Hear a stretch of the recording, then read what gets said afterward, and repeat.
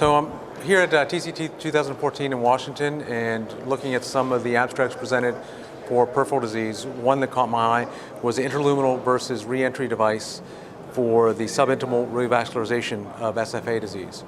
Basically what this was looking at was comparing whether interluminal revascularization versus subintimal revascularization had a benefit. They had three arms. One arm had non-CTOs. The other two, which were CTOs, they compared interluminal versus subintimal. And what they found was there's really no difference between either arm.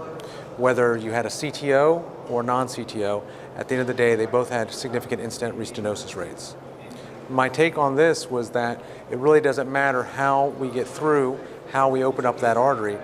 Restenosis continues to be a very challenging process in treatment of femoral popliteal disease. This is Steve Gigliotti from TCT 2014 talking about the Osprey study. This was looking at the Masago stent, which is a stent made in Japan, comparing to the Zilver PTX. It was primarily a US study, but it did have a significant number of Japanese patients. What it looked at was the concept of does a thinner, more flexible stent design give equal results compared to the Zilver PTX.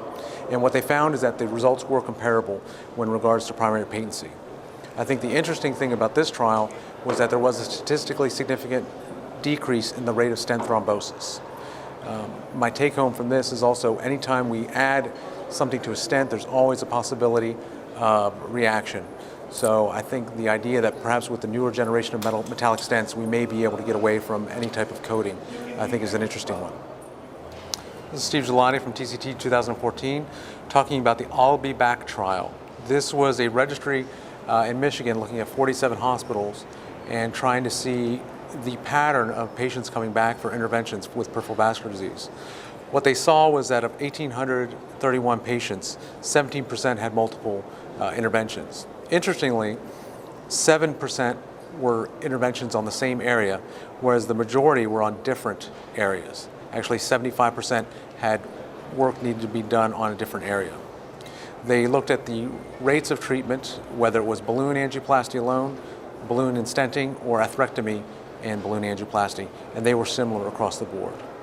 My take on this trial is that it reiterates that peripheral vascular disease is a very progressive and all-encompassing disease, and we need to be very vigilant and keep a close eye on our patients.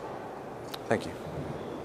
This is Steve Gigliotti from TCT 2014, and one of the abstracts I saw was looking at a database for Medicare, Medicaid, and uninsured patients and how they're treated in hospital with peripheral vascular disease.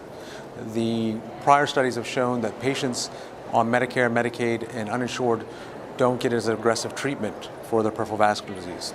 Unfortunately, this abstract confirmed those findings, that patients are more likely to get amputation, less likely to get endovascular revascularization, and had a similar rate of bypass.